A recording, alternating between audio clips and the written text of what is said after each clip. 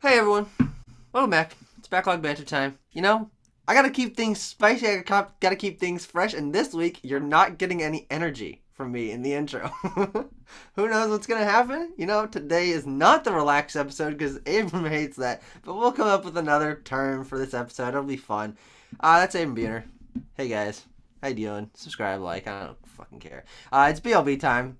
I got some games to talk about. We got a little bit of house cleaning to do in terms of our game talking before Abram joins me here in Lincoln, Nebraska, and then we'll be playing games together, and then it'll be the in-person episode, round two.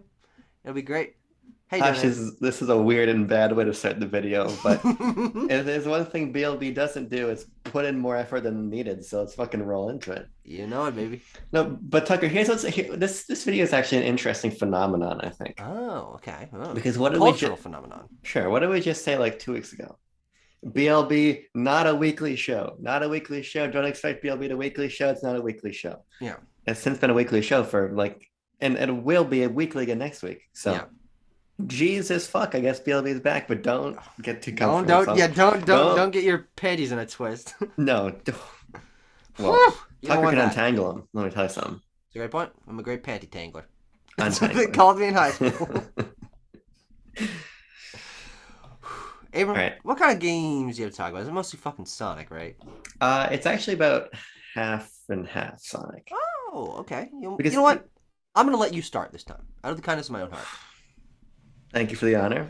Yep. So yeah, here's the situation, right? I mean, Sonic Origins came out, so I'm going to talk about three, technically four. I'm going to talk about Sonic and Knuckles, but I'm going to jam Yeah. that fucker into Sonic You're gonna 3. put those two cartridges together. You know what I'm saying? You know what I'm saying? Oh, I know what I'm saying. God, we're gonna be putting our cartridges together next week. Whoop whoop. But I'm not going to start with that one. I'm going to start with the game that I almost forgot to talk about.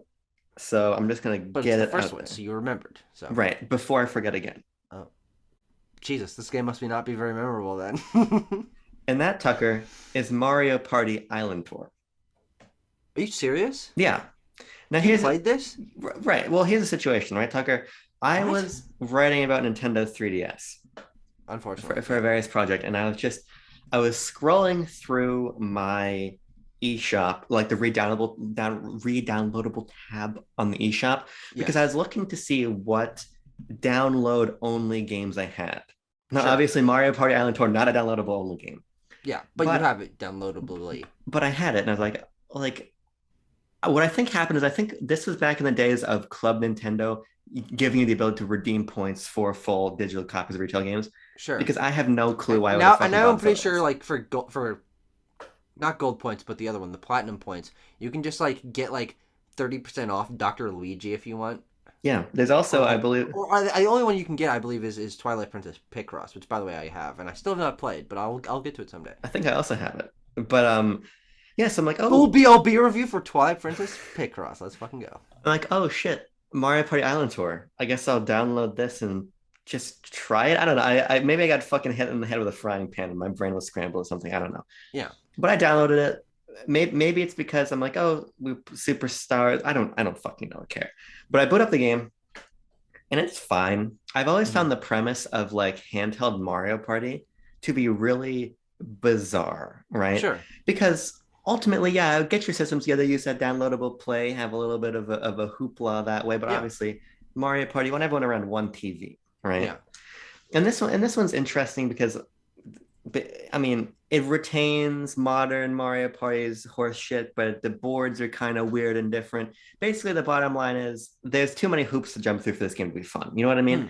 Like the core gameplay is already not interesting enough for me to want to find three other people to Sure. grab 3DSs and fucking touch the little IR blasters Yeah. together so we can all play together.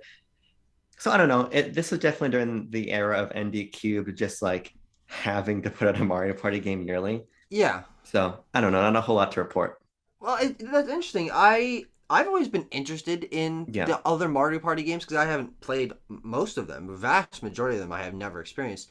And I just don't know like how different those handheld ones are. But I agree kind of that it's bizarre to have these Yeah. handheld Mario parties, but also it really does make a lot of sense. Like, yes, the ideal Mario Party is gathering around a TV, but Sure. if you're middle schoolers and you're on a road trip, on a bus trip somewhere, Sure. pull out your DSs, pull out your 3DSs, play Mario Party Island 2 or Mario Party DS, and like that is the appeal of it. It That's a fair is point. multiplayer fun, and especially because of DS download play, which we'll have to talk about this. I think maybe playing some handheld Mario Party together might be kind of fun. Yeah. Well, yeah, I'll take your word for it. Oh, We'll see how it ends up being. But yeah, that's Mario Party Island 2. I basically nothing to say about it. That's all right. That's all right. I got a game that I played all the way through, and I hope to be playing through more of these games, which is Bayonetta, the platinum game from the that Xbox 360 sort of PS3ish generation. No, that's just a fact. Yeah, well, just I'm guesstimating here. I had never played all the way through it's not a beat 'em up, a character action game, I guess. Character action game. Yeah, which as I've come to learn is more loose than maybe I originally thought. Like, Sure. okay, yeah, character action, Bayonetta, Devil May Cry. I don't know, maybe throw Astral Chain in there. Some other platinum games like this Wonderful 101 count. Is God of War more of a brawler? Like, where the fuck is that Sure. line? But Bayonetta is interesting because I started this game on my Switch about 3 years ago, actually, and I never got past the tutorial section because I'm like, I don't know what's going on here. There's a lot of button prompts happening here, Sure. and she's got guns on her feet, whatever. But Bayonetta 3 is coming up, and I do want to familiarize myself with the series because it's, believe it or not a very long series. There are only 2 games that have released so far, Right. And I owned the game, and I'm like, I just need to play through it. And I played through it, and I had a good time. I don't know if here's the thing. I don't know if any one particular aspect of this game speaks to me on a personal level, but I still ended Sure. up having fun with it because I think it's just button mashy enough. It's just ridiculous enough in the story, just anime enough in the cutscenes. The characters I actually do quite like. Okay. To where like the whole experience combined was entertaining, and I just sort of turned my brain off for the gameplay and then like checked in for the cutscenes and when I was reading the little lore books, and then I rolled credits after doing this crazy fucking final boss, and then spoilers for Bayonetta, the last thing you do is like you're falling through the galaxy and the planets are whizzing past you and you crash into the sun. It's like, holy shit, what the hell just happened? Yeah. But that's the appeal of Bayonetta. Great character design, especially with the enemies and the angels you're beating up. Really campy and corny with the characters, but character action is something that I'm getting more experienced with, and I think maybe something will click with me one day. Sure. And hopefully, whatever gameplay changes there are in Bayonetta 2, maybe that appeals to me more. Maybe I try Devil May Cry 5 or something, and that's what really speaks to me. But I had a good time with Bayonetta.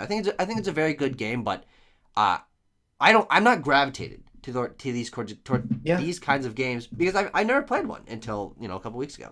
Yeah. So it's a genre that I'm slowly becoming more familiarized with also.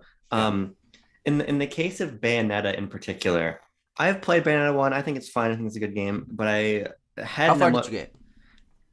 I don't know. I probably played it for 3 hours, 4 hours. Okay, sure. The My total play clock was like 8 or 9 hours, so it's not a long game. No, it's not. But the reason I stopped was because perfectly length, I would say. Right. Perfectly. Yeah. The reason I stopped is because I'd played Bayonetta 2 first. Yeah. And Bayonetta 2 is just better in every way. I'm sure it is. I guarantee it is. And here's my feeling about it, right? Like, I don't give a fuck about the story at all. I'm sorry. Sure. I don't care. The story doesn't make any sense. It doesn't. No. I'm indifferent about that. So my feeling is like, I don't feel like to love Bayonetta 3. I need to have beaten Bayonetta 1. So I just kind of saw, I'm like, okay. That's probably true. Yeah. So my feeling is like, oh, everything that I like here about Bayonetta, I loved in Bayonetta 2. So sure. Gave it my its due time. Obviously, it came with my copy of Bayonetta 2. So it's like, whatever. Yeah. I'm very stoked for Bayonetta 3 though, because I love Bayo 2. And I think what Bayo 2 does really nicely is not only make Bayonetta more colorful visually, make those set pieces even bigger. I really love, like, the combat's largely the same, but I like some of the changes made. It feels very fucking great to play. So that game is awesome. Mm-hmm. I love the scale and the personality of Bayonetta 2 so much. Yeah. But I actually, and I'm going to bring you my copy so you can play that, but I actually think you'd be really compelled by DMC5. I'm sure I would. Yeah, And part of the I own reason, that game. yeah, part of the reason I think, I mean, the style is fucking bonkers. It's incredible, and there's also great variety in the characters, which I Mhm. think you might like. So there's a little bit more going on opposed to let's just learn some combos and run up Yeah. that score, you know. And there's a mode. If you're a fucking purist, you're like, oh, I'm playing this mode, whatever, but I don't care.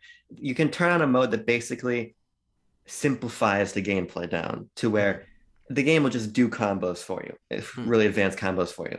Obviously, you still have to input and tax, you gotta dodge, you gotta do shit, but it's way, way, way, way simpler.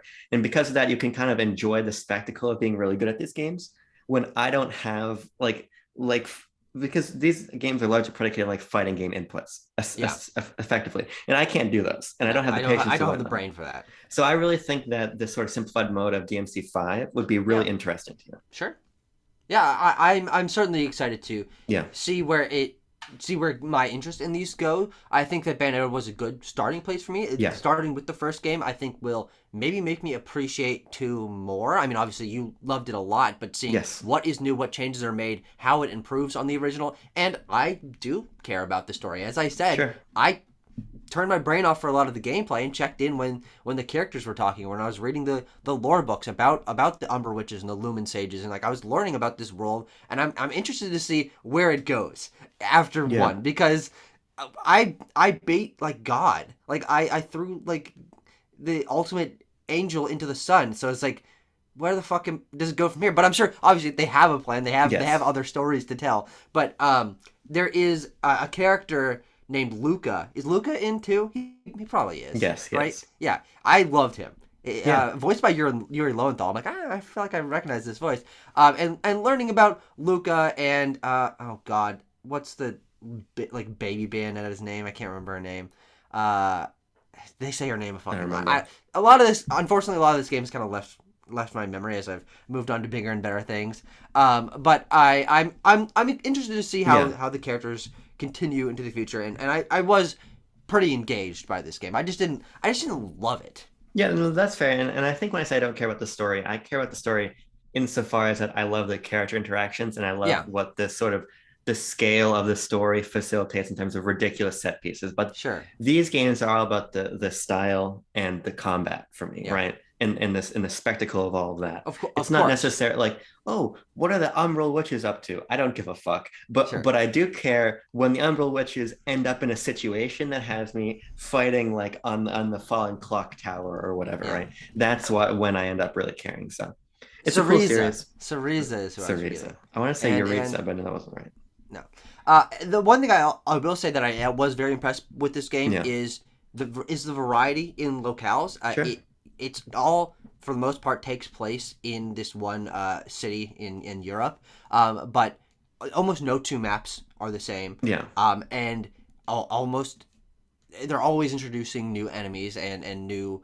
Sometimes there's new puzzle mechanics. I think the puzzle mechanics in the overworld are probably the weakest yeah. part of the game, but They're they're not also great. very, very minimal. The one major complaint that I have is I feel like, and this is really weird coming from a character action game, they repeat bosses way too much. Sure, Like there yeah. are like 3 or 4 main bosses that you're like battling at the end of every couple chapters, and then as the game is wrapping up, you just fight the same guys like 3 or 4 times, and I'm like, I know what to do. Like this just Yeah, isn't interesting anymore. And growing pains. It's more about the spectacle, but that was a little bit disappointing to me. But sure. I'm gonna play Bayonetta 2 pretty soon. So And then played Killer is Dead. yeah, it's not impossible. Okay, let me tell you about Downwell. You have told I me about it before, and so have fi- many people. I finally beat Downwell. Now here's the Put that on situation, your right? resume. It's a fucking bung clencher of a game when you're getting towards the end because I've had Downwell on various systems for a very long time. Yeah. I don't remember where I played it initially. I want to say it might have even been on like PS Vita or something. Interesting. But I always really enjoyed Downwell, but I could never Hmm. get very far.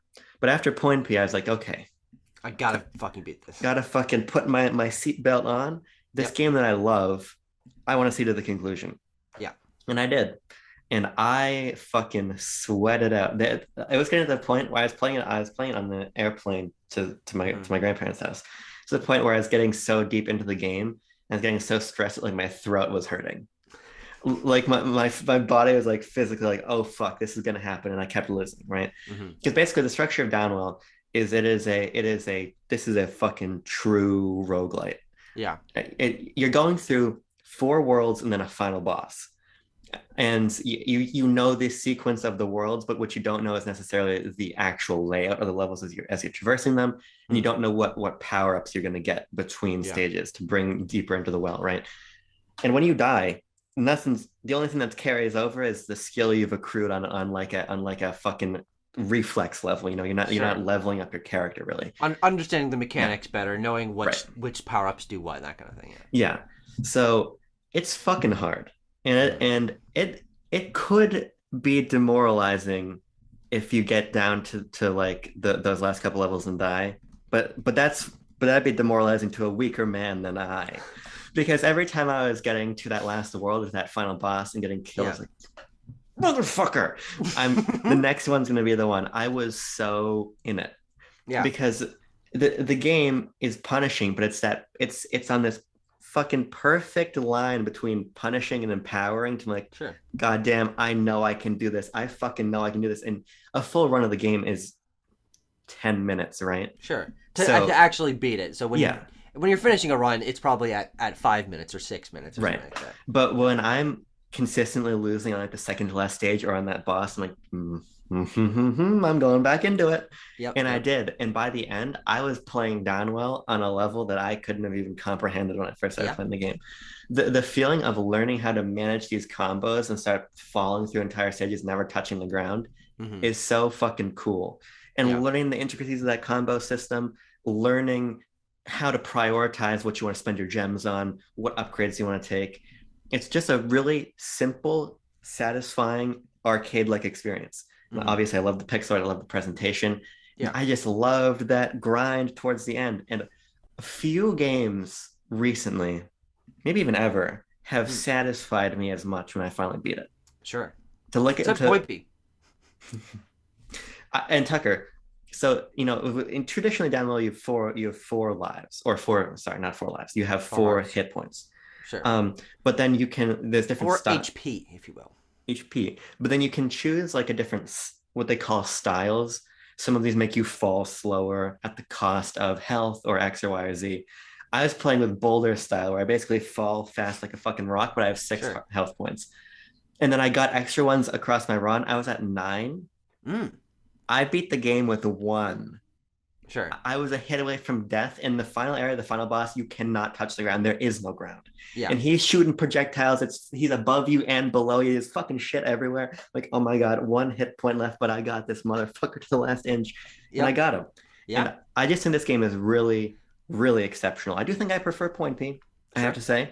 But I just think that the precision of this game is exceptional. I can't find many faults in it. You know what I mean? Yeah. I just find that Point P's approach to difficulty was a little bit more engaging than this, which was Sure. purely about crack the goddamn knuckles Yeah. back to the top of the well, back down. But to that effect, I loved it. I really do love this game. Yeah. It's a game that I definitely want to try. I was gonna say Yeah, need, but that's not technically true. I could survive without playing down well, but who knows? All right. yeah, I've discovered recently that my experience with games that I have been turned off by in the past and pushing through and sort of letting it click in my head has been very important to me, and that's going to especially come up in a game that we're going to talk about in a little bit. But Downbow is one of those games that I tried, and I was like always shooting little gun boots, and then I would hit a guy and then I would die. I would hit the floor and I would die, and I'm like, what the yeah, fuck? And this is at the point in my life where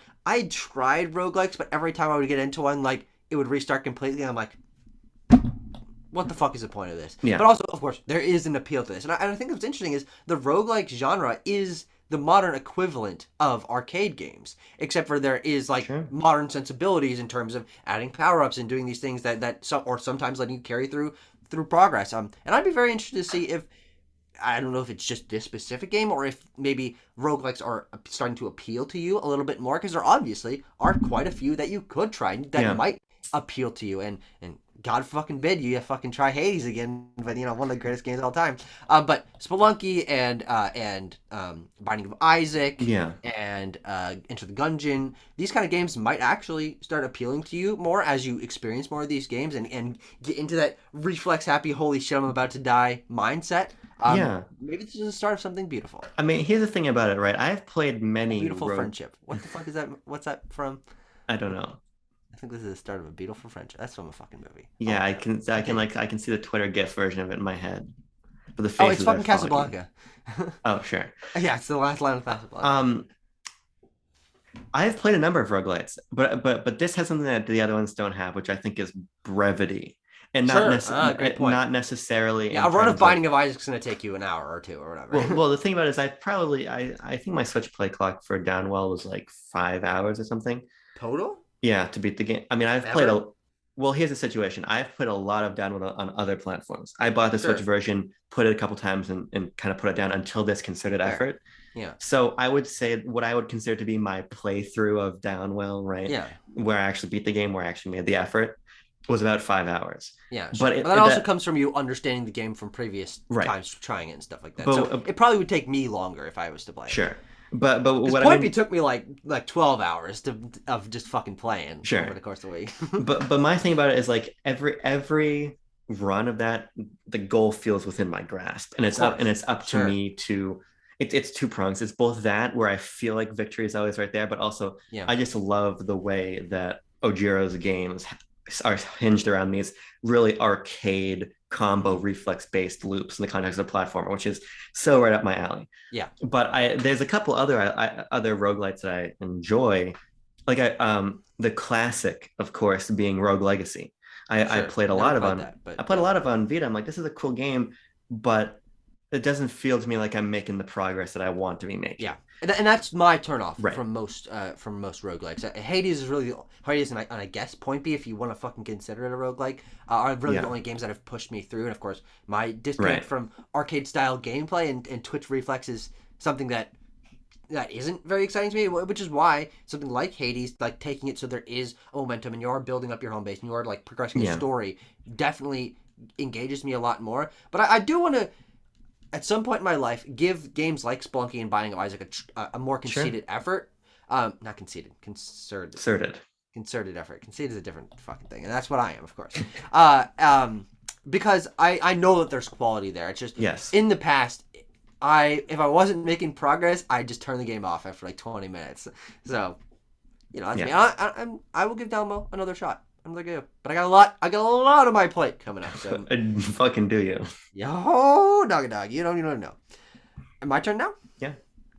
Let's I'm just gonna quick talk about a couple games because I don't have enough to like super say about these. I played Pinball for NES on NES Online. I don't. People like this game. Maybe they do. Well, let me contextualize it in this way. When Pinball was announced as part of the slate of games coming, a lot of people were shitting on it. But there are voices like, I don't know if you know, Metroid Mike 64 is very active in the Nintendo community, and Gene Park, who are like, oh, fuck yeah, Pinball. Sure.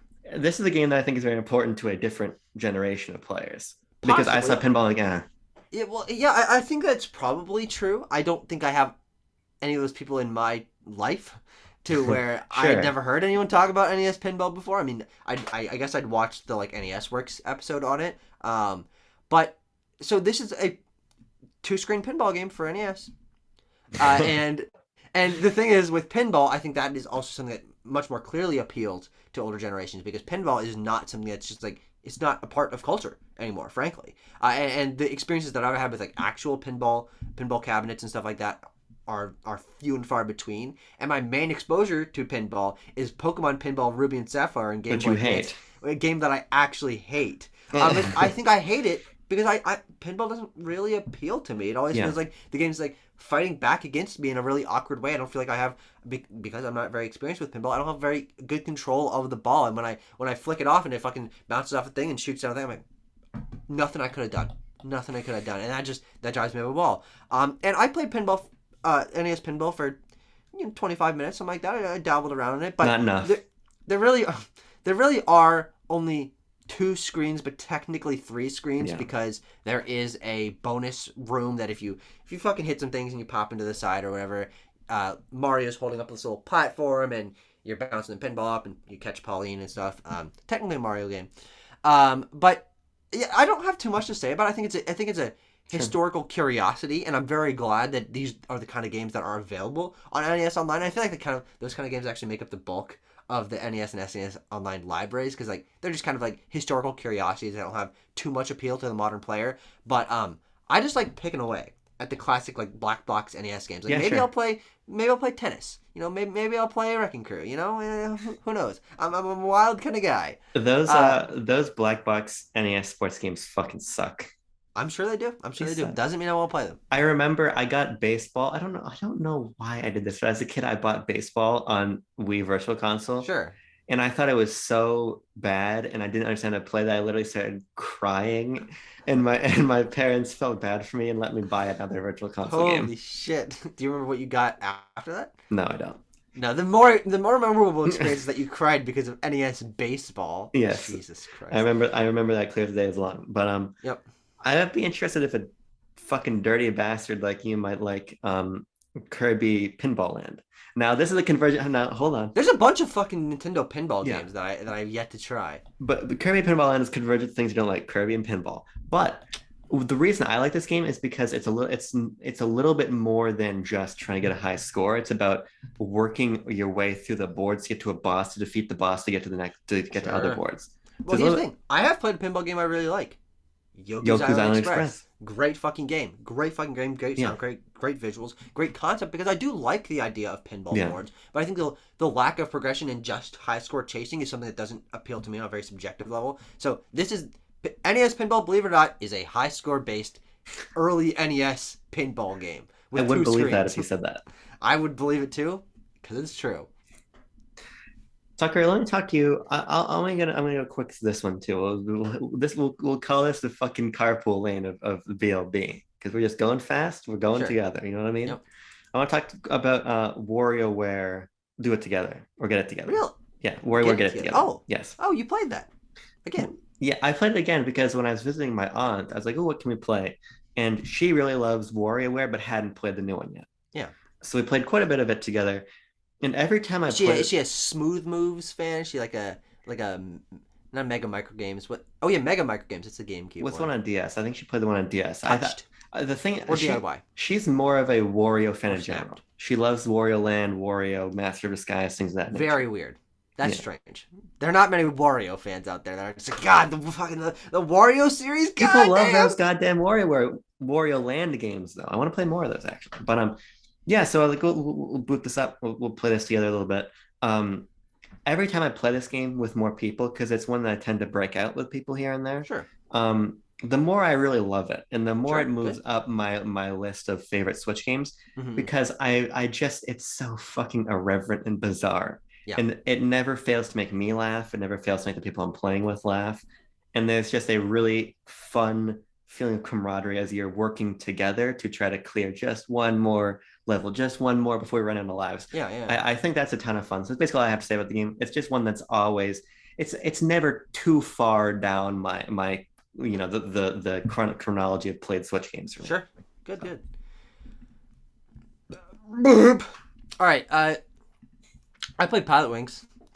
I talked a mean game about playing like Star Fox a couple months ago. Yeah. Never got around to it. But I wanted to try Pilot Wings because I didn't think that I would spend that much time in it, and I didn't. Especially because this game's controls are not intuitive. In fact, I might say that there's some of the least intuitive controls I've ever played. Because I was doing the there's 2 modes on the first thing that you can do. You can either do the parachute gliding, where you're trying to aim your little guy to land in the middle of a pad to get a high score, and you're passing through these hoops and stuff, which is way easier than the other mode, which is landing the fucking plane. And landing the plane, you have to be so fucking specific, and the game's always telling you up, get your angle right, get your speed right, but it doesn't like tell you really how to do that, or like Yeah. what combination of these factors, like if your angle or up or down or left or right, it impacts your speed, and you have to be like a little bit, your nose has to be a little bit up when you land. So every time I would try to land this fucking plane, like I would be like, oh, I'm doing pretty good. Like I'm following these orbs. Oh nope, ah shit, I tilted just a little bit, and boom, my plane just goes Yeah. off to the side or down to the ground. It's so sensitive to like how many button presses you're doing, how long the button presses are being held, and I crashed that plane probably 40 times in like 20 minutes. And it's a game that this is the first level. It's Right. a game that you have to learn how to land this plane in this first level in order to see any of the rest of the game. And I, for the life of me, didn't put in too much time into it. But it's a game that doesn't teach you its own mechanics particularly well, and it just expects you to futz around with things until you understand. Oh, if I am at this angle and I press back twice, then okay, Yeah. it'll glide down gently and stuff like that. And that lack of hand holding and the how specific everything has to be in order to get you to land the plane, in order to see anything, to move on to anything else, really turned me off. And plus, this game is obviously it's a launch SNES game. It's very early Mode 7, very early 3D on a system that wasn't exactly designed to do 3D. Yeah. It's very hard to judge depth and judge how far away you are from this fucking runway and stuff like that. Yeah, so it's interesting. I'm excited to talk with you about this game because when I was writing for RetroWare, I wrote a whole piece about Mode 7. I was really Sure. interested to play games like this and F-Zero and Star Yeah, Fox, obviously. course. Well, actually, Star Fox uses the Super FX chips. That's different. But Mode 7 in particular Super Mario Kart. Super Mario Kart. Yes, that's the other one. Yeah. I knew I was speaking out of turn when I said Star Fox. Pilot Wings is the most amazing, most awful game ever. Sure, Because sure. the tale of Pilot Wings is basically twofold. Yeah. When I played the game and I wrote this piece, it would have been like sometime last year, so very recently when I played Pilot Wings on a cosmic scale, is very recent. Yeah. I think I understood it a little bit better than you did. Sure. I didn't find it necessarily super difficult to actually understand how to land my plane. But I found you're completely right. The depth perception is totally fucked. Yeah. And the game is incredibly repetitive. Yeah. Those are my main issues with it. I don't think the game holds up at all. I think nothing about Pilot Wings holds up. But however, I don't think it can be understated how important Pilot Wings was at the time. Sure. Yeah. Because as obviously it wasn't a launch title it's a launch title in North America and Europe because the game was out at that point in Japan when the system came abroad. It wasn't a launch title in Japan. But you notice I said SNES launch title, not Super Famicom launch title, you fucking scumbag. Actually, I didn't know that it didn't launch with the Super Famicom. I don't. But well, just the reason I bring that up is because imagine being a fucking North American enjoyer of video games. You get that SNES, you get Super Mario World, and you get Pilot Wings. Pilot Wings' ability to, while it is rudimentary to the point of unplayability in the modern era, its construction of those 3D spaces with let's fucking note my air quotes here. Simulation gameplay is a level of fidelity and immersion that was just unparalleled. Sure. So Pilot Wings is so important. Well, except for with the Microsoft Flight Simulator games, which have been coming out for slightly longer than that. Sure, but in the context of console, in the console space, it's fucking nothing like that. So very, very important, completely unplayable. But I really want to play Pilot Wings Resort. I'm fascinated by that. Much different game. Yes. Never had it. I would love to try it, but Pilot Wings is whatever. Important, but I really want to play Pilot Wings 64. Not for any particular reason, but because I haven't played Pilot Wings 64. But it's not on N64 Online. Put the fucking game on N64 Online. The two I really want are Pilot Wings 64 and Wave Race 64. Yes. Those are the two I really want on NSO.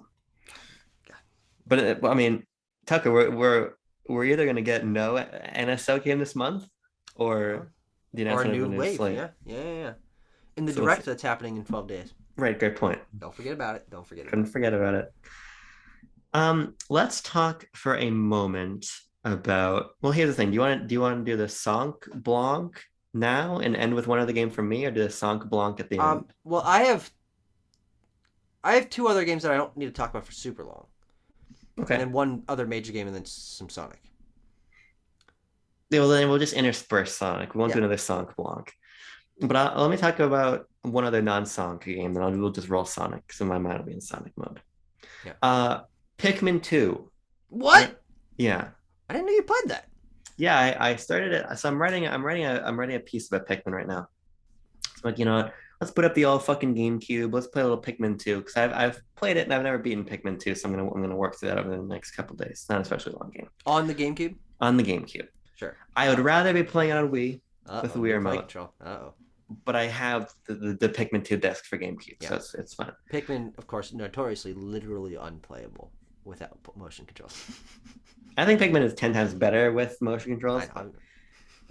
Pikmin 2 is really interesting because I'm really enjoying it a lot. It's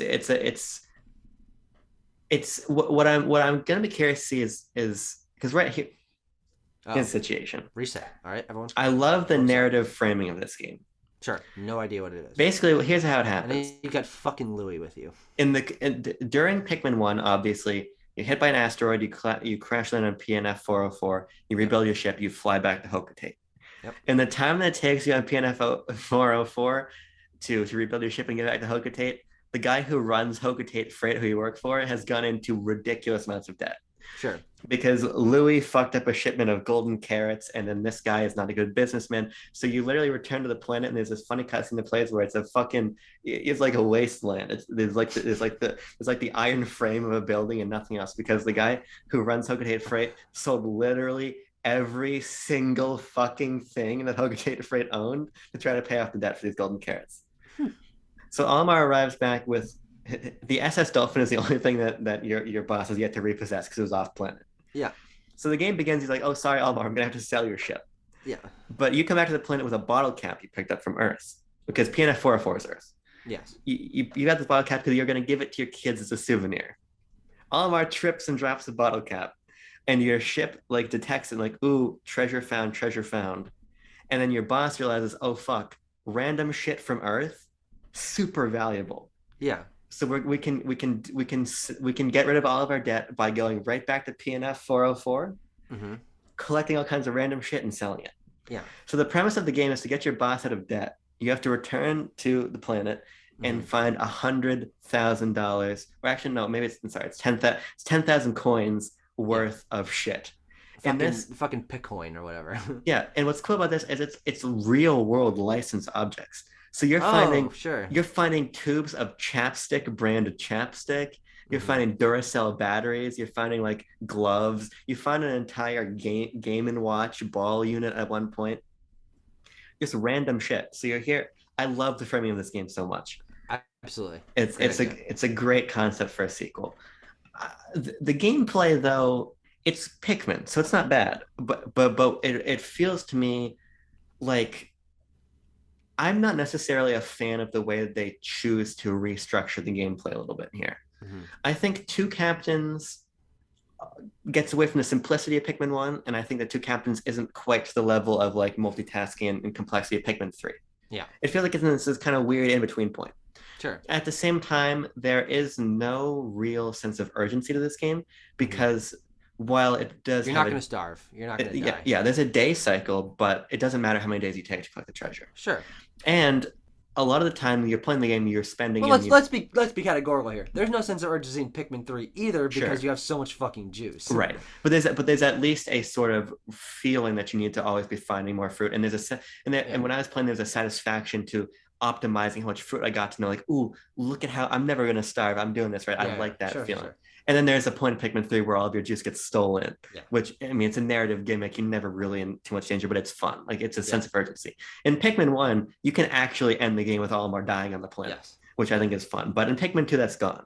And at the same time, you spend a lot of time underground in actually, speaking of roguelite, procedurally generated caves where you collect treasure and fight big enemies and stuff.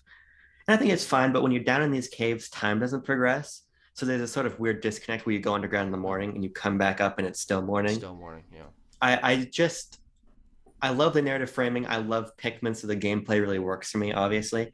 but I don't think it has either the sort of simple pressure in Mm. simple gameplay of Pikmin 1 or the sort of Refined complexity and complexity. scale Yeah. of Pikmin 3. Sure. I know some people like the esteemed Josh Thomas hold this as the best in the series, Mm. and I think actually Arlo might also. But Sure. personally, I'm kind of leaning towards it being number 3. Not I'm that more I of a don't Hey like, Pikmin kind of guy. sure, not that I'm God, I'm gonna play that game. yeah, Mark my fucking words. not that I don't like the game by any stretch, I but should just ask for that because for my birthday. Imagine that. Pikmin, Hey Pikmin. I I'm basically I'm done talking about Pikmin 3. Let me spin you a really quick yarn. Okay, sure. I almost bought Pikmin 3, Hey Pikmin the other day. Sure. The only reason I didn't, Tucker, is because the Nintendo 3DS, if you're too low on battery, it doesn't let you download games. I was Why wasn't your DS charged? because the when was the fucking last time I was playing my 3DS? You This is know, a good point. This is a it's good been point. months ago, so it just lost its battery over time. Well, no, wait, no, hold the goddamn phone. You Yeah. played Liberation Maiden like 3 weeks ago. Oh, you know what it is? I have a habit of putting it in sleep mode, but then leaving in sleep mode for so long that it dies. Sure. Yeah. No. But because the 3DS will not let you download a game when your power is critically low, Yeah. I didn't get Hey Pikmin. But Sure. I had my fucking debit card number typed into my 3DS, trying to hit purchase on Hey Pikmin, and I couldn't. God. God. We're gonna make a Hey Pikmin BLB review at some point in the future, and that tantalizes me It tantalizes me also. deeply. Deeply. Uh, let's do a quick passover of Jelly Boy. Yeah. All right, bitch. All right, I don't need your laughing. Jelly Boy is an SNES platforming game by EA, which is Is that very true? strange. Are you fucking? Can you not lie to me about these things? No, wait, hold on. Let me hold on. Wait, hold on. Am I losing my mind? It was hold on. Jelly Boy Snes. God, I hate people say Snes. Snes. I got a Am I Snes. losing my mind? I, I'm gonna be honest with you. I don't think I've ever heard anybody say that EA made Jelly Boy. Jelly Boy. Yeah. Wait. Oh, it was originally going to be an Electronic Arts game, but it was How ultimately published by Ocean. So how could they, Tucker? How could they pass on Jelly Boy? that's a great question. It's a great question. Did Ocean Software get bought by EA or something? I have no Why fucking did I? idea. This was very clear in my head. Non sequitur here, but I went to I just saw this picture. What do you think about that?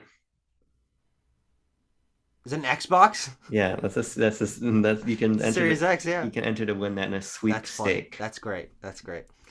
Anyway, Jelly Boy, SNES platformer. You play as a little guy made of goop, and ostensibly the only like action that he does that makes him like sort of jelly-ish is his punch attack comes out of his stomach. He like makes a third arm and it comes out of his tummy. And also if you press down to crouch, he turns into a little rubber ducky because he's ducking, which is funny. And all the levels are themed around weird things. The first world is themed around like toys. So the grounds are made of Legos. You're fighting little toy soldiers and you're bouncing on toy drums and stuff. And there is an interesting mechanic where you hit these little they're like question mark boxes. I can't remember what they actually are, like the sprite is. And you'll get like an item where, kind of like Kirby's Epic Yarn or like Ukulele, Jelly Boy turns into something. So like you'll turn into a parachute so you can float down. You'll turn into a hammer so you can smash your way through a wall or something like that. And it's pretty clever and charming and cute and well animated, good sprites. But it's just kind of slow. Like Jelly Boy moves kind of slow, and the stages are a little long than I would have wanted them to be. But good game. I just saw it on SNES Online. I'm like, this is one of those games that people are like, they're putting all this shit on SNES Online. Who the fuck's heard of Jelly Boy? I'm like, I'll try Jelly Boy, and it's fine. It's an okay game, but I'm never gonna touch it again. Yeah, I've heard Jelly Boy is actually not a bad game. Yeah. If I'm gonna play an SNES era platformer, I'm gonna play a game in a franchise that actually matters, like a Mario or a Mega Man. Speaking of that, I really want to play Wily Wars. That was a fucking awesome addition to the Yeah, service. That's actually a and Comic great, Zone. yeah, Comic Zone, and all your bases belong to us game. Is that true? Oh yeah. Yeah, Well, yeah, good on you, Genesis it Online. was actually a really good drop of games last night. Yeah, I have nothing to say about Jelly Boy. I'm gonna. So I got three Sonic games to talk about. I'm gonna hit Sonic 1 very quickly because I beat Sonic 1 for the first time. Sure. Uh, yeah, this game is just really peculiar. Um, I think that it's bad. I think Sonic the Hedgehog 1 is a bad game, Sure. especially when it's put in the context of nowadays. Like if I were playing Sonic 1 when it was new and I didn't have a metric to compare it against, I think I'd be a little bit more interested in it. Mm-hmm. But obviously Yeah. I don't. Yes. Obviously. But I think that we just sort of we learned what Sonic should be, and then Mm-hmm. by contrast, what he shouldn't be. And I think Yeah. A lot of Sonic One is what he shouldn't be. Yeah, that's what I said when I played. I Yeah, actually rewatched all our Sonic discussions over the sure. last few months. The thing I said about Sonic One, and I still stand by Yeah, this, is that it's impressive how fully formed Sonic is in terms of yeah, iconography in this first game, but only like one or one and a half, maybe two stages are actually fun to play, and sure. one of them is Green Hill Zone, and then the rest is kind of just like you're getting hit by horse shit, or it's too slow, or Yeah, fucking whatever. It's just like really clunky. yeah. I just don't think. I also don't think it's as inspired as two is. I think there's so Sure, many more memorable zones in all the games to come. absolutely yes. Except for maybe Sonic CD. We'll talk about Sonic CD in a second. But Sure, sure. yeah, I'm glad I finished it. And obviously, I was playing through the chronology and story mode of Sonic Origins, which is how I played the game. So I had to go through it. Yeah. It's not very hard. It begins the fucking annoying trend that lasts that pervades the series of let's do the final boss against Eggman with no extra Yeah. rings, Yeah. which is not hard. It's just tedious because none of the Yeah. boss fights are hard. They're just fucking annoying when you can't get Yeah. hit. So That's an interesting thing about Sonic yeah, is the boss fights. Is I don't know if I've ever had a Sonic boss fight that I've like loved the mechanics of, yeah, because they usually only have like 7 hit points, and it's just about you like knowing when they're going to shoot out their attack and then just bouncing at them, because you sure, only have one attack, which is hit enemy with ball form in Sonic. So you're just fighting some fucking robot again, yeah. twice I per zone. I like the bosses for the most part, but I just think that those final ones just get tedious. Sure. But yeah, Sonic One is whatever. Why don't you talk about Sonic CD now? Okay. Yeah. Sonic CD is a really interesting game because I know that it's fairly polarizing. I Mm. remember watching the Scott the Woz video on it and things of that nature. And so I was really excited to try it for myself. And I think that this game is just like this game's like information overload, the game. Sure. Interesting. So somebody In put what way? like the game is very cluttered, I think. Mm. Um, and what I didn't really realize, I remembered as I began playing from the videos I've seen and everything, but the main gimmick of Sonic CD is time travel. Mm-hmm. So you basically run through these little gates, and then Sonic has like fucking a bajillion kilojoules of potential energy, or who fucking knows what's that can happen. But if you run fast enough after going to that gate, you travel either forward or backward in time, depending on which Mm-hmm. gate you ran through, and then the stage changes to reflect that. Sure. That's a really cool idea. It's a really cool idea, but it leaves the game being really disorienting, Sure. which, Interesting. which is not helped by the fact that I think that Sonic CD's level design in general is really disorienting. Mm-hmm. Somebody posted, you know, that picture that's going around Twitter of like that fucking ridiculous hamster house with all the pipe tubes and everything. Doesn't matter. No. The point is the level design of Sonic CD is just like, what if every stage essentially feels like it's a rectangle, which is a Mm-hmm. bunch of shit in it that you can Yeah. go around in. Now, before you say this is all Sonic levels, there is a better sense I of was thinking it really loud. there's a better I think sense my of mic picked it up. in my opinion, there's a better sense of momentum to the level design elsewhere, to where the path you're walking along is going to take you in the direction you need to go in. Sure. Yeah, But that's true. for Largely. for the most part, it feels like Sonic CD. You're being presented with what feels like just a sandbox for you to fucking hop through, Sure. which to me feels like it lacks a lot of momentum. And also, these zones aren't like places, and I know that that's not always true of other Sonic zones, but Mm-hmm. there's like a sense of locale to a lot of Sonic zones, Sure. which I appreciate. To some degree, sure. Yeah, To varying degrees, I would say. in Sonic CD, you go to a zone called Wacky Workbench, God, of course you do. and Wacky Workbench, like I have no fucking idea where I am. So when you combine a lack of like place with a lack of like propelling level design Mm-hmm. and a gimmick that is sending you back and forth in time, I find myself just being very lost. Sure. for the entirety of my playthrough. Hmm. I think it's a better game than Sonic 1, Yeah. but for me it is firmly below Sonic 2 and Sonic 3 and Yeah, Knuckles. I mean, it certainly sounds like a more interesting game in terms of that Sure. conceit, in terms of trying new things. Even if it's having Yeah. a zone called Wacky Workbench and having it just be off the wall, I Yeah. think there's. I'm going to play this game, so I can't comment on it right now, but that sounds like it has a fun charm to it. And also, Sure. as someone who isn't as attuned to Sonic's level design as you are, that's how I feel about a lot of the zones. Is Yeah. they don't really quite feel like places, and I do find myself getting lost and losing the momentum and stuff like that, as we'll get to when I talk about my Sonic game for the day. But I'm interested to try CD and see where Yeah. it ranks for me, because I feel that frustration with every Sonic game I Sure. play, and I'm wondering if this one is going to do that worse, and then I'll dislike it even stronger. Yeah. Or I don't dislike any of the Sonic games that I've played, but or if maybe because I'm already in that mindset, it won't bug me as much. Or I'll be like, it's actually not that different from the other ones. I mean, it's a very polarizing game, so you might like it quite a bit. There's a lot of people that contest it's the best, a lot of people who contest it's the worst. Mm, I think it's not. I don't think it. it's I either. don't, I don't think it's either. But I was Abram, not there are especially good impressed. people on both sides, Beaner. I'm Right not here. sure I've ever said that even one time. Now I can talk about Sonic. We can talk about Sonic still. Tucker, I fucking dare you to talk about Sonic right now. Okay, I will. I let me crack my knuckles. Let me do this. I finished Sonic 3. I use that in air quotes because I played the first half of Sonic 3 and Knuckles, and in Right. my mind, I'm considering that I beat all the levels that are available in Yes, Sonic 3. yes, yes, And I'm yes. currently playing through Sonic and Knuckles. I don't know why.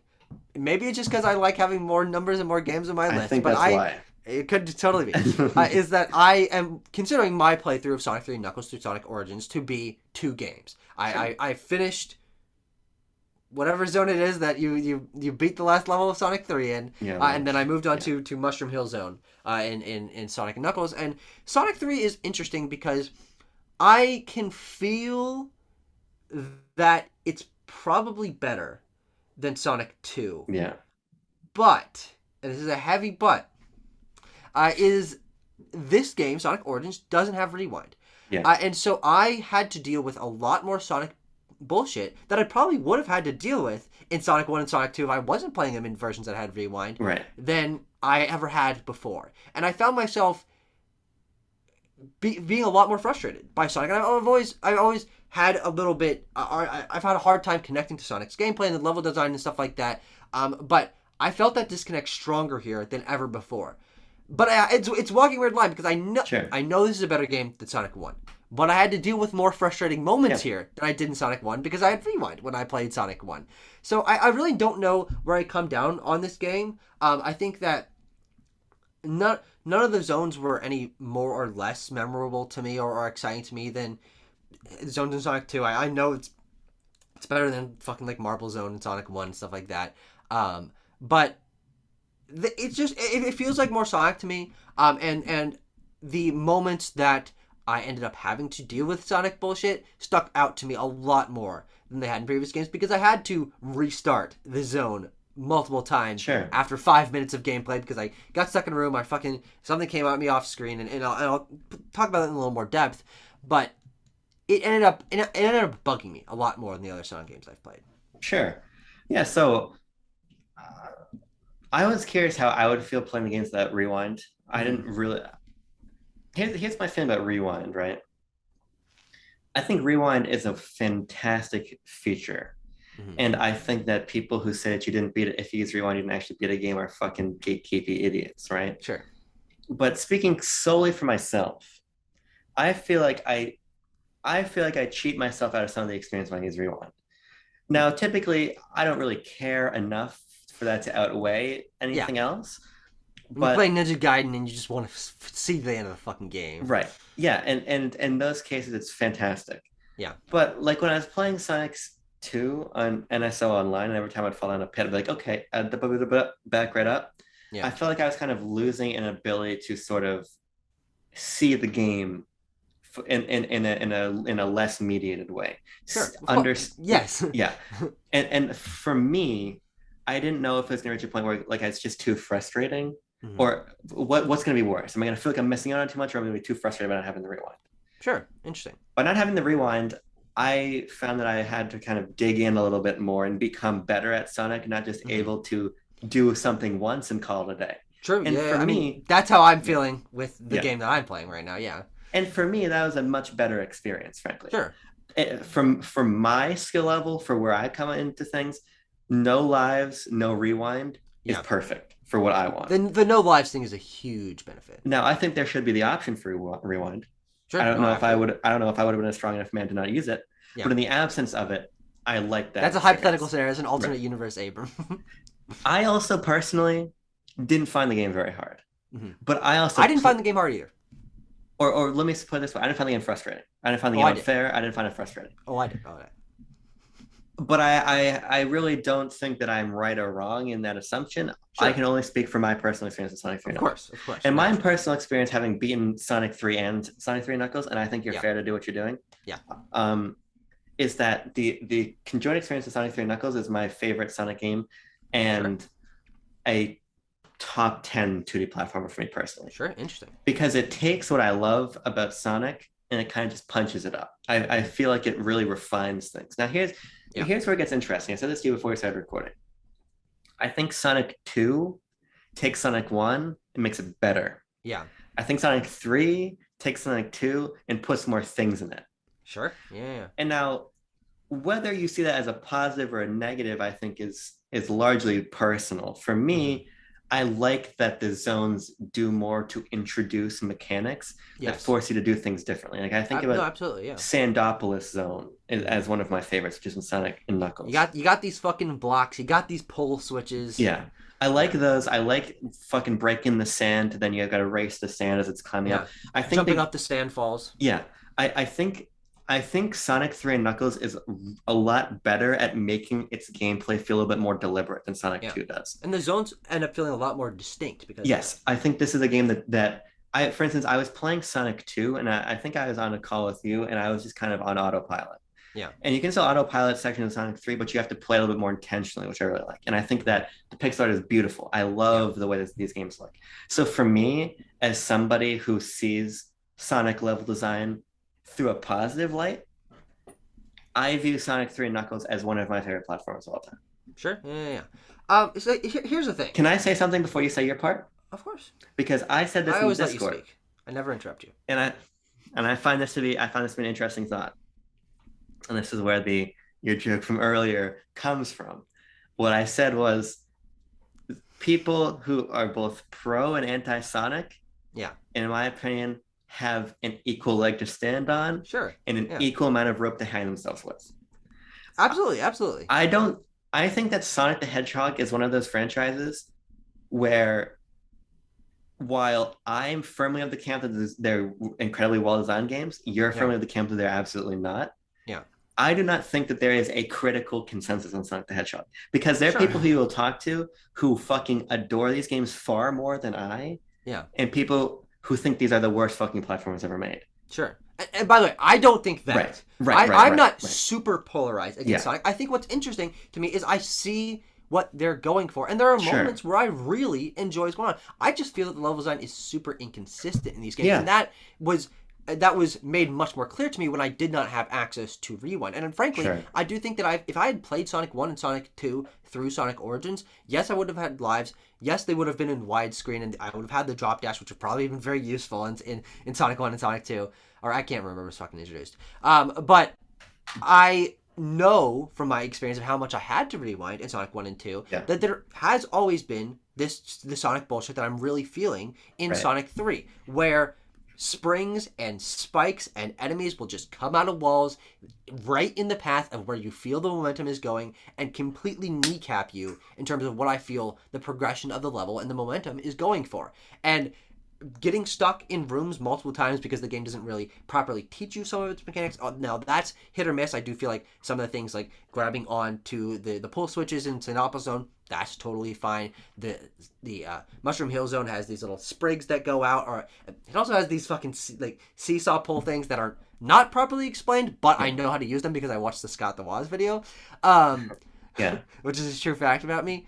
I just feel like it's inconsistent in making level gimmicks feel intuitive and understanding and making them feel distinct, and slash or having things like the drums in what is it, Carnival Night Zone, Yeah. not make any sense. That's the worst one. Oh, absolutely, absolutely. It's the most frustrated I've ever been playing one of these Sonic games. That one in particular, here's the thing. I personally never had a trouble understanding any of the gimmicks except for that one. Yeah. I think that one just blatantly doesn't make sense. The Well, it others doesn't to me make sense because you are spending the entirety of the level jumping on them and using the momentum to go a little bit higher, and then you get stuck in a room, and you're supposed to stand on it and press up and down and have Sonic go like this to make it go up and down in order to get out. And that I was legitimately stuck in there for 20 minutes, and it was so frustrating because I thought that it was because I had Tails that I wasn't able to do that. And that may or may not be true, but in terms of when you land on the drum and then Tails lands on the drum right after you and they go, oh, okay, momentum stopped, and that was pissing me off. It was really frustrating. And it turns out that it's a thing. Yeah. I texted my friend Joe, who I think we'll have on here for a Sonic video in the coming weeks. Love that. I'm like, I need help. You're a Sonic fucking mastermind. And I said, I'm just stuck in a room right now. He's like, is it the barrel? And I'm like, it's a thing, the barrel? And I look up Sonic 3 Carnival Night Zone barrel. Video upon NeoGAF and fucking all these boards of like, help! I'm stuck here! And I'm like, thank the fucking Lord I'm not the only one who's having this issue. Because when I sent this picture of this room, and you're like, oh, you just need to fuck with it a little bit. I'm like, I have been fucking with it a little bit for 20 minutes, and I can't figure this shit out. But it's a fucking thing. And that, I think, is the worst offender. I don't think these games aren't full of moments like that. But I think it's indicative of not properly teaching you some of its mechanics. And also, that is one pillar of my frustration. But also, as I was saying, the random bullshit coming at you off screen because you're going so fast or you're not going fast enough and something stopping you, spike coming out of the wall. And those are where I feel that Sonic's level design is like at odds with itself, and it makes it so frustrating for me to like be pulled out of when I am having fun with these levels. Yeah, no, I think you're totally right. For me personally, I felt like I had to get over this idea that Sonic goes fast. Sure. Well, let me put it this way. Might be a marketing issue then. Well, let me put it this way. I think that identity crisis. Now, Sonic has always in his DNA has been blast processing. We fucking zoom about, right? That's Sonic's. I believe that's Sonic's actual tagline. We fucking zoom about. And that was the tagline for the new movie. I remember. I love when Dr. Eggman said that. Jim Carrey, great guy. The game is obviously really predicated on speed in certain sections, but I think Sonic is more so predicated on momentum than speed. Sure. I think that me personally, growing up in the era I grew up in, the boost mode, the boost formula Sonic gameplay attuned me to thinking that if Sonic is not moving fast, Sonic is moving wrong. Yeah. And what I think the Genesis games, whether this is just like a modern thing that I read back into them and to recontextualize the Genesis games and explain properly, is that Sonic is rarely about always moving at 100%.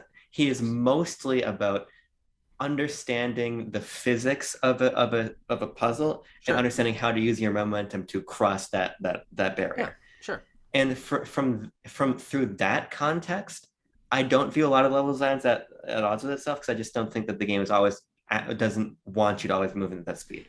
But that said, I think there's two distinct problems here. Mm-hmm.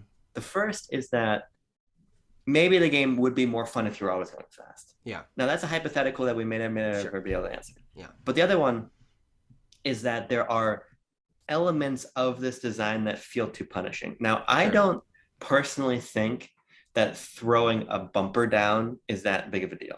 Mm-hmm. Bumpers, not a problem. Right. Annoying, bounce back, fuck, okay, I gotta go around it. Even the spikes don't annoy me that much in the context of Sonic 3, because Sonic 3, for the fucking praise the moon and the stars, Sonic team learned how to make the rings bounce off of items instead of just shooting out the walls and just dissipating forever. They didn't pass. Yeah. Oh, but that was a thing. Yeah. But when I am running and I find the back quill of Sonic the Hedgehog's head pinched in between something and I get killed instantly. A lot of pinched. That to me doesn't work at all. And that is punishing. Yeah, and I think that's that combined with the combination of moving fast and having an enemy come off screen or spikes come out of something that like there's no way to know that spikes will come out of the floor, and the cycle of the spikes is synced right to when you are running over them. Like, those are the sort of things that I feel are not inherently terrible, but do feel punishing for people who haven't played the game before. Sure. This is my first time running through it, and instead of being able to see more of the level, I'm getting killed for things that frankly I don't feel are my fault on a skill level. Like, I feel like I understand Sonic's momentum. I know what each for the most part know what each element in the level does, but when spikes are like, sometimes there'll be a spring inside of an enemy, or spring inside of spikes, or spikes inside of something that there's no way to tell that this is going to happen, and it comes out of the thing and kills you. It's like, that is trial and error to me in a way that I wish Sonic was more about momentum than trial and error. So because I like this analogy you've always said about a Sonic level feeling like jazz, and you can go wherever you want. You can flow, you can ebb, you can drop down, and it won't matter. It'll get to the end all the same. But I do feel like moments like that are in my opinion at odds with the jazz flow design philosophy, because there wasn't a way for me to dodge that in the moment, because I am going so fast. There wasn't a tell that was going to happen, and I just, especially because I don't have rewind, I have to get sent back to either beginning of the zone or one of the checkpoints and play through all this shit I've already seen again. And that happened to me numerous times in Sonic 3 especially, where I would not understand the momentum of something, or doesn't properly teach you a thing, or spikes or something, or this thing's gonna smash me if I'm going at the speed that like, it'll shoot me off a spring and then it'll clamp me in a thing. I'm like, okay, so I'm supposed to hold back there, or like not go with the momentum because I'm gonna get crushed if I go with the momentum. And those moments are where I feel it's at odds with itself, and especially because I feel like there are two modes of a Sonic level. It's most of the Sonic level is you doing surprisingly precise platforming and dealing with momentum and dealing with these level mechanics, and then you step on a spring or you step on a thing and you're going around the loops and you're going around the corkscrews and stuff like that, and that's fun, but it feels at odds with the rest of the level, and I enjoy when that happens. I think there should be an ebb and flow, but it always feels like what we talked about with Sonic Forces, it's either or. You're either going very fast and holding right and going boop, and then you stop, or you're doing the rest of the level, which is the precise platforming where you're wanting to go fast and you get killed by a spike. It's like, damn. I wish there was a nice middle ground. Of course, I'm not a level designer. I don't know if it's possible to find that kind of middle ground, but I feel like neither Sonic gameplay mode is is my ideal version of Sonic gameplay. Yeah, no, I think that's fair. Yeah. That's my in-depth critique of Sonic's level design. My in-depth critique is I think it's fun. Yeah. Any comments on Sonic and Knuckles as opposed to Sonic 3 or Sonic CD? No, because honestly, I just consider Sonic 3 and Knuckles to be one thing. Of course. Yeah, that's fine. That's fine. I does have Sky Sanctuary Zone, though, which I think might be my favorite. Just Sonic. Okay. Haven't gotten there yet. Sanctuary. Any other games you have to talk about? I think just the one we share. Okay, well, I have one more before that, which is I played Pokemon Let's Go Pikachu. You told me your story. Yeah, for about an hour and a half. So I'm sitting there one day. I'm playing Fire Emblem Warriors 3 Hopes, as we'll get to in a second. Yeah. And I get a call from my brother, and he's like, "Hey, I'm playing," because he lost his Switch for like 2 years, but it was just like behind a chair in his room. He's just a fucking idiot. And he found his Switch a couple weeks ago, and he's been playing his Switch again, and I'm very happy that he's finally playing real video games, not PC games. And he's been playing Let's Go Pikachu along with his friend, and he's like, "Tucker, I'm trying to complete the Pokedex. I have Eevee, you have Pikachu. Catch me the this was like not a question, it was a command. Catch me the version exclusives and trade them to me." And I'm like, I don't want to, but fine, whatever.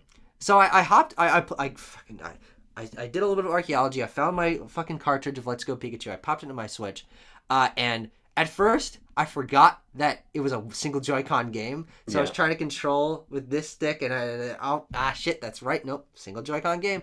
And popping around in this game again, I've already beaten it. I've already caught most of the Pokemon. Essentially what I was just doing is my brother was telling me, hey, Tauros can be found on this route. Hey, Tangela can be found on this route. And I would go over to the route. I would fly there. I would pop on a lure. I would wait for the Pokemon to pop up, and I would catch it. And what's interesting is I had a good time. I think that there's a lot about this game that is at odds with what I enjoyed of Pokemon, but also I think it is in some ways some of the best realizations of certain Pokemon elements. Obviously, like the the writing Pokemon, the following Pokemon, the Pokemon, the overworld, all that kind of stuff. Um, but I also realized that it did still feel pretty limiting because of essentially what I'm saying is my opinions on the game haven't really changed, Yeah. even though I went back and gave it another shot. Is the layout of Kanto and these really restrictive linear routes and stuff like that aren't very appealing to me. Having everything be blocky feels a little bit weird with all the Pokemon popping up, and then it's a little too cramped, and you're running into Pokemon you don't want to and stuff like that. But weirdly enough, I'm going to complete the Pokedex Sure. in the coming weeks, because when I'm back at home with my brother, we're going to finally do the trades because he does not have NSO. So we're going to have to use local trade. But just for shits and giggles, I want to have a completed 151 or 153 in that game because, yeah, I have Meltan and Melmetal. But good game. I think I appreciated it more, but I also recognize my critiques of it are pretty harsh.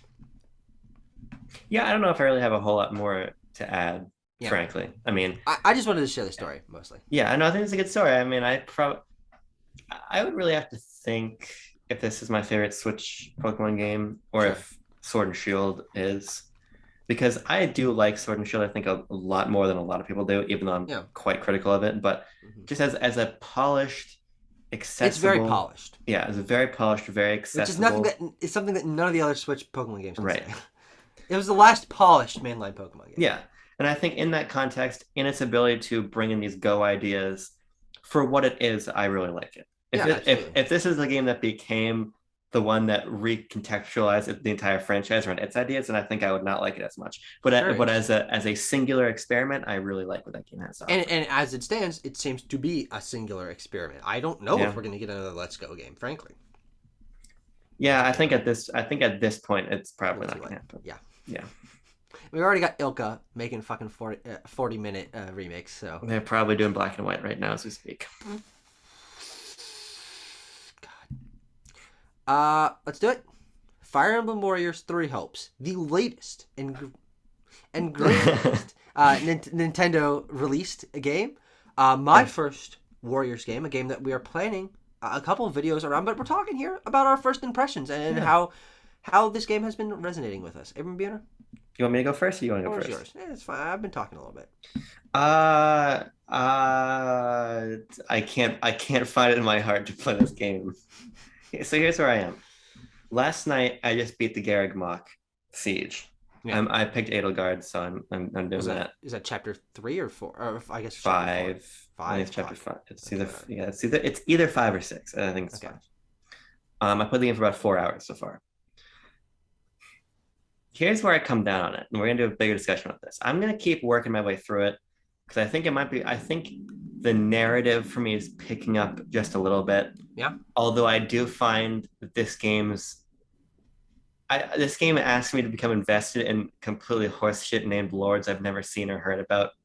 Absolutely. And like fucking Dimitri's like, oh no, like Dave over here is doing some shit, and like who? Yeah. The game is very talky. Yeah. I think too talky, but sure. I like the story that's picking up for me a little bit. But here's the situation. Mm-hmm. This is your first Warriors game. This is my 5th Warriors game. Yes. I played Hyrule Warriors, Fire Emblem Warriors, Hyrule Warrior Digicalamity, Samurai Warriors 5, and now Fire Emblem Warriors 3 Hopes. Yeah. I also love Fire Emblem. Yes. I love Fire Emblem. I love it since Awakening. 3 Houses in particular, I think, is an amazing game. I just am so tired of what this game is offering. Sure. I hold this game in 2 very different regards. Objectively, I think it's nothing short of a great game. Nothing at minimum, I think the game is great. Mm-hmm. Subjectively, though, I feel like I have played every single thing this game has to offer. Mm-hmm. And you made the apt point to me, but Abram, that is what the game is. Yes. And I think that's fair, but let me try to explain, because I've been thinking of this. I want to try to present this in the best way I possibly can.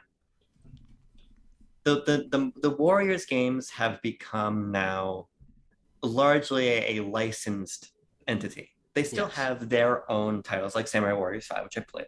Mm-hmm. But for the most part, the Warriors games that break through are either the Nintendo ones, Persona 5 Strikers, the One Piece one, the 2 Dragon Quest ones, right? There's a One Piece Warriors game? Yeah. Jesus. Koei Tecmo and Omega Force have found a way to make this be like, you want to spin off your game series? Make a Warriors game. Yes, absolutely they have. Hold on, Because I'm just realizing how many of these fucking games there are. there are a ton. Really, the only ones, frankly, that I've ever heard people talk about are the Nintendo ones, and I also guess Persona 5 Strikers. But there's Dynasty Warriors games, and so Samurai Warriors is a different version of that? Yeah, spin-off of Dynasty Warriors, yeah. Christ.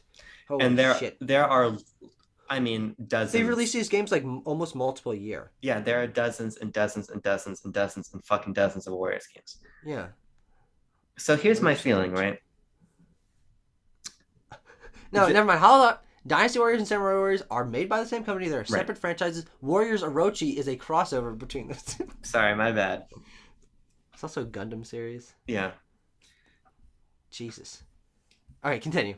Holy shit, there's 4 One Piece Pirate Warriors games. I didn't realize that.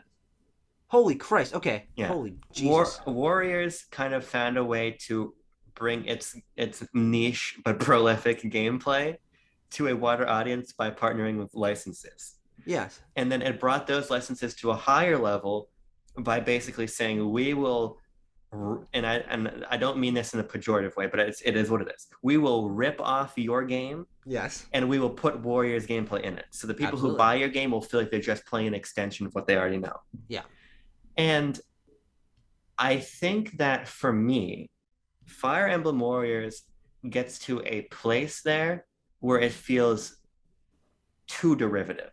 When I think about Age of Calamity, which I don't like, but I actually think Age of Calamity in some ways, for my taste, does a better job of taking elements of Zelda, but offering them in a different way to me. Sure. Whereas Fire Emblem Warriors is predicated on me doing the exact same sort of side content that I did in Three Houses. It's the exact same stuff: support missions, training, cooking, gift giving, and it's all great stuff. But it's the same great stuff that I did already in Three Houses, and it's the same great stuff that I'm doing now with the exact same characters. Yeah. At the same time, I get into battles, and it's not only the same Warriors gameplay. I don't expect them to reinvent that wheel, right? Yeah.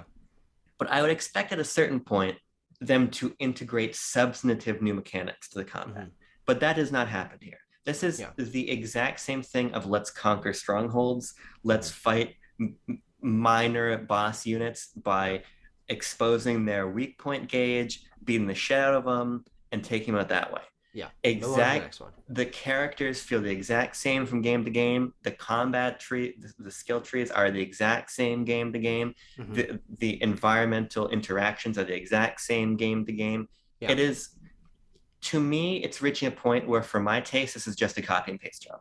And I don't mean that to minimize the amount of work that goes into this or the amount of work that goes into faithfully reproducing Fire Emblem through this lens. But as somebody who has played a lot of Warriors games, played a lot of Fire Emblem, this game makes me just want to go play a Fire Emblem game I haven't played. Because otherwise it just feels like I'm honestly and truly doing stuff I've already done before. Yeah, no, and I think that's true. I think what's interesting about this game is that is a fair and very honest reaction to what this game is. But I do think that it kind of does sell short how well it is emulating Fire Emblem and incorporating Fire Emblem's side content into Warriors gameplay in a way that, and from my experience, of course, having not played a bunch of Warriors games, having played probably about the same amount of Fire Emblem games as you, like I feel like we're on the same level there, I'm really surprised how well a team that has never done side content in a story like this is doing it on the same level of quality as Intelligent Systems. Yes. In terms of the character writing and in terms of all the systems fitting into one another and feeling like they do meaningfully intermesh in a way that they haven't had in the previous games. Like, I don't know if Intelligent Systems wrote the story for this game or something like that, or if it's entirely in-house, but I'm not sure, actually. Having played Three Houses and knowing the Black Eagles, the house that I picked in that game and I picked in this game, how they are, these are the characters that are in that game. And obviously same voice act, same voice cast, but like this feels like an extension of the world of Fogland from Three Houses in a way that I never thought, like, why would they do this? But I feel like it does make a lot of sense in terms of having something to do outside of these button mashing battles that is very well fleshed out and does meet the same level of quality that I got out of Three Houses, and I expect to be even more improved in the next mainline Fire Emblem game. And also the fact that I haven't seen these characters, haven't done this stuff for 4 years now. It doesn't feel repetitive to me because this is the second time that I've seen these characters. Sure. This is the second time I've had it's not Garreg Mach, but had the base camp where I'm walking around. And frankly, I do think in some ways it's better than Garreg Mach. It's more condensed. You can teleport around. That's definitely true. It's a very streamlined game. And I think in those ways, it is an improvement on some of these things. And with the gameplay intermeshing for the first time, I do feel like there's a really great balance between how much time I'm personally spending in the camp and talking to the characters, because that's the stuff that I love, and then getting to adapt to the ways that warrior style gameplay does, because I never played that before. Right. It's working really well for me, and I'm coming off of a number of games to where I am enjoying them, but I get a little bit tired of them after an hour or 2 hours or something like that. But I played like 8 hours of this game in one day. And because I feel like that gameplay loop works so well, and it is so refined, and it does emulate what I love about Fire Emblem so much. So I'm gonna beat this game. I'd be really interested to maybe play some alongside you and talk maybe a little more about the story. We are both playing Black Eagle, so we can talk about it from that regard. I think the story does get a little more understandable as you start from the Black Eagle, start conquering the Kingdom of Fargus and the Lesser Alliance and stuff like that. And yes, all these fucking weird named lords are characters you've never met before, but you will meet them, and they are related to characters that you know. You're learning about Lorenz's house that has this conflict with Claude's regime and stuff like that. And like, so those sort of political aspects of the story and learning more about the characters through like this surprisingly more mature toned story, I think is really working in terms of me connecting more to these characters and learning more about the world of Fulham, and for the first time in one of these fucking Fire Emblem games actually kind of caring about the political aspect of it, because I do think they're presenting it in a much more understandable light here. But I think it is something that takes some getting used to, and I took me a while to get used to the Warriors gameplay, which I still don't know if I love, but I love the world they presented, and it is very well, like, they know what they're doing with this gameplay. It's not bad. I've never played it before, and it is a little bit button mashy. But it is something that I'm understanding a lot better. So I do kind of want to, not this year, but eventually go back and try Hyrule Warriors or Fire Emblem Warriors or Age of Calamity or Persona 5 Strikers or even one of the original games from Omega Force. Because I'm loving this game. I think it has a real chance to be not quite on the same level as Three Houses for me, but surprisingly close. Sure. Yeah, and I'm quite pleased to hear it, because again, one thing I want to underline is I think this is a great game. Mm-hmm. I almost feel like this it almost feels like a new Super Mario Brothers game to me. Interesting. Okay. Where the game is nothing short of very well assembled and polished, and fucking looks great on Switch. Looks far better than Three Houses ever looked. Runs very well. Runs very well. I even think that some of the people complaining about handheld mode are overstating that. I think a game plays. It's fine. Yeah. I think. Let me put it this way: having played the other Warriors game, it plays quite well in handheld. Sure.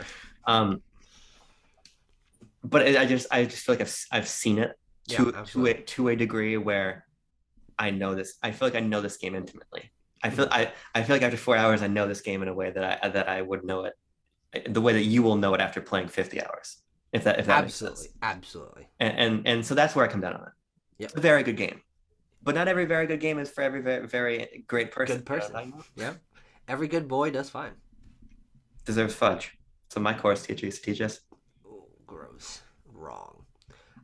We actually have some community submissions today. If you want to fucking go through. Oh, don't do that. You're gonna make them sad. They're gonna think you don't like them. We've got a couple of short ones from Sarah and Abby. And then Andrew slipped one out of the wire. Nicely done. He slipped out of the wire. We got something Nintendo at night. Uh-oh. Somebody asked if anyone's playing Battle League. Okay. What? I don't know. It's a bloomer. Oh. Why do you say it Nintendo at night? Unclear. But hey, let's read Sarah's submission from BLB. Let's. Oh, do you want to read it at the same time? Well, I meant let's as in the royal let's.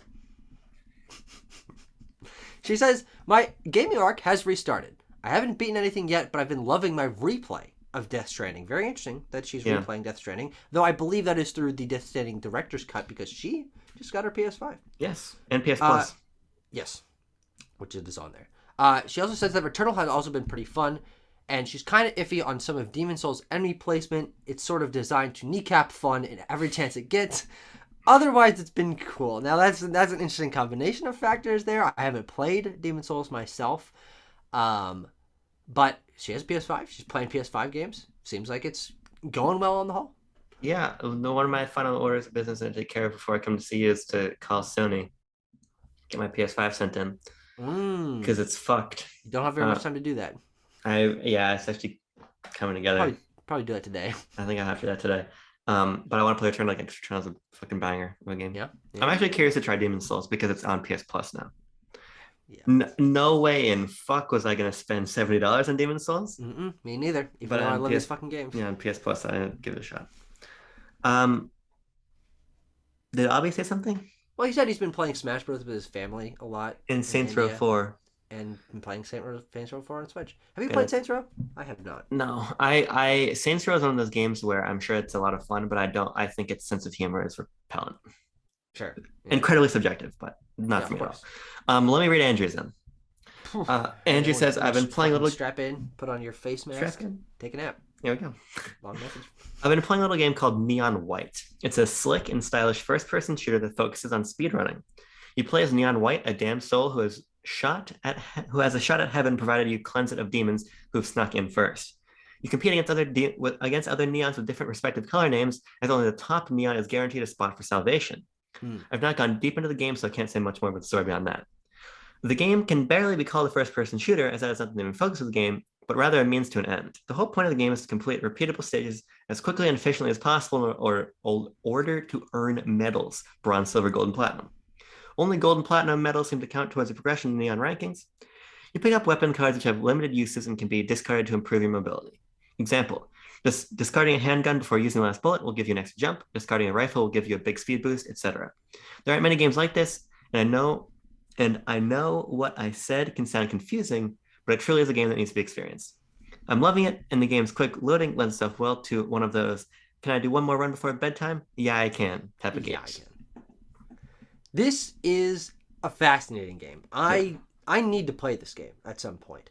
I don't know if it's going to be imminently. It kind of feels like one that I'll pick up in like a year and a half and be like, damn, why didn't I play this at launch? But I've seen a lot of it, and I believe it's from the developer of a game I've played before. Donut County. Oh yeah. Oh, never mind. It's similar to I watched Donkey's Neon White review the other day, and he mentions Lovely Planet, which is a game that's very similar in terms of first-person shooting, speedrunning gameplay. Yeah. In a game that I never beat, but I enjoyed when I played of it. Very, very unique game. But I think this game looks very good. But I don't have the time for it right now, unfortunately. Yeah, my lack of Neon White having right now is solely a function of the fact that there's a lot of things in play right now. So my plan is when things quiet down a little bit, I'm buying that Portal collection. Once I'm done playing the Portal games, then I'm going to play Neon White. Man, you say done playing the Portal games. I would love for you to play Portal. I think you would enjoy Portal, but I also think I think we might live in a world where you're not a fan of Portal. We might, but I'm quite compelled to give it a shot. Yeah. But no, Neon White, that gameplay. Oh, that fucking gameplay sounds so goddamn cool to me, and I love a concept that's unique. This idea of guns that are cards, but you discard the cards to get extra movement options. Yeah. How fucking cool is that? And watching Donkey's video, because I also watched Donkey's video, when you were speed running in that top percentile and you're moving and grooving around, this really looks like the game for me. Unfortunately, I'm trying to be better about not buying things until I can actually play them. Yeah. So Neon White will have to wait just a little bit. Yeah. Okay, I said it's a game that I'll pick up in like a year and a half and say, why didn't I play it? Rescind that. I'm rescinding that partially. I'm gonna shorten that time gap a little bit. I want to play this game before the end of the year. Great. It's not a game that I don't see myself loving this game, but really enjoying it, and I think it could easily be like a top 15 game of this year, or something like that for me. I'm not sure that I even have I don't sure I have anywhere near 10 games from 2022 that I really like. So this I think even in a strong year would be in my Yeah. top 10 once I play it. But I Sure. think in the year that it's 2022, not that I think 2022 is anything short of an amazing year, but for me personally, Yeah. this is an easy addition to my list. All right. Well, I think. There's one more. Wait. What? Oh, oh, sliding in early under the wire. We've got we've got a strange submission here because it does not come from someone in our Discord in the BLB submissions channel, but instead from Colson Reyes, who commented last week on the Feel free to long do that episode. too if you want to. Yeah, that's an option. It's an option. Though I feel like most people watching this are in the Discord. I'm not even sure that's true because these videos, we were talking about this yesterday. These videos get a lot of views, and they get more views than our Well, active members are. So they get a lot of views. They get more views than your average BLB video. right. But Colson here says BLB submission, Team Sonic Racing. Quick disclaimer: it sucks that the first two games were much better. The game pisses me off. The first two were Sega All-Stars and introduced me to Samba de Amigo and Super Monkey Ball and some great games that I happen to like more than Sonic. But no, Team Sonic Racing is all about a purple cat with stupid cutscenes. The game is so bad I cannot finish it. If you happen to do my submission, I hope you can milk any fulfillment out of that game. Have you played Team Sonic Racing? Have you played any of these Sega racing games? Tucker, let me spin you a yarn. Oh, it's a yarn time. Yes, I love yarn. I have played Team Sonic Racing. I got Team Sonic Racing early. I reviewed Team Sonic Racing. I tested the Team Sonic Racing online multiplayer with Dreamcast guy, the YouTuber. Oh, I felt like I remember you telling me that maybe. Yeah, I actually like Team Sonic Racing quite a bit. Now, obviously, it's not a Sega and Sonic All Stars racing game, which I know is to the disappointment of many. But I think that if you take Team Sonic Racing for what it is, opposed to what it isn't, it's actually quite a compelling racer that has like team-based elements and has actually a kind of a more robust story mode. I think that this game was largely hurt because it's not the game people wanted. Sure. To me, it actually feels, and this is going to be kind of a weird analog to draw, but it feels to me almost like a 3D world situation. Now, these games are nowhere near on the same level of quality. I think Team Sonic Racing is just a pretty good racer. But if we were to get another Sonic and Sega racing game, a proper Sonic Sega Racing 3, I think people would look more kindly back on Team Sonic Racing, because I think it does some innovative things with its multiple racer mechanics and stuff like that. So I like this game. If you wanted to try it to my PlayStation account, but I don't think you do. It was a coming and going type of game, if you know what I mean. Yeah. I feel like the racing genre is something that I need to dabble in more, and not you need get to play like Diddy Kong Racing. I do, but that's also a game that's not particularly accessible. Is that on the Wii U shop? No, it's not, but it's on Abrams' Nintendo 64 console. Oh, you have a cartridge. I have a cartridge of it. Oh, well, you could. Well, you can't bring it. It's probably not here. No, it's in Maine. Yeah, fuck. You want to come to Maine and pick it up, and then we'll fly back to Boston together? I'll be over there in 20 minutes. Okay. But I don't know if I'll ever play this game.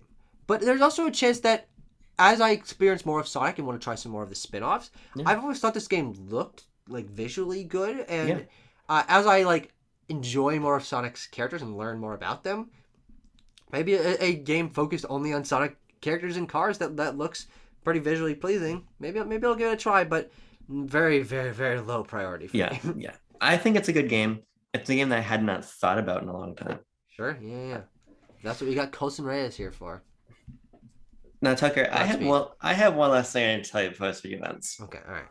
This is gonna be a long episode 2, maybe. No, this is gonna be, Tucker, the deceptive episode. The deceptive episode? Fine. You know what?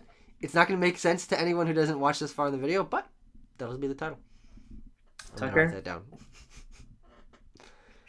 I never played Mario Party Island Tour. Now spin this yarn. I thought to myself yesterday in the shower, wouldn't it be funny if when we do BLB today, I just make up one of my games? Sure.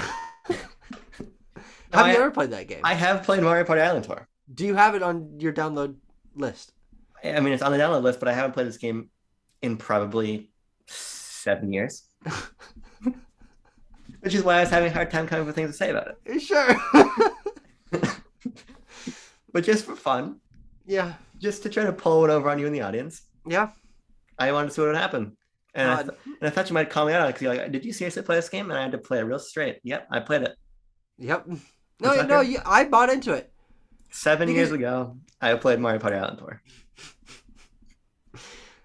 God. Now we started off this episode with very low energy because I was just feeling like it'd be funny if I started with no energy. Yeah. But my cheekbones are hurting because that's really fucking funny. And you did a good job. I'm proud of you. Good. Whew. God, you know what would be really funny? Yeah. If we both make up a game and then we don't tell the audience ever that we didn't actually play it. Would that be productive for anyone? No. Fucking funny though. Oh, Jesus. All right. Great episode of BLB. Yep. Nicely done. We'll be back next week in person. Oh, yeah. Can you believe it? Forbidden games.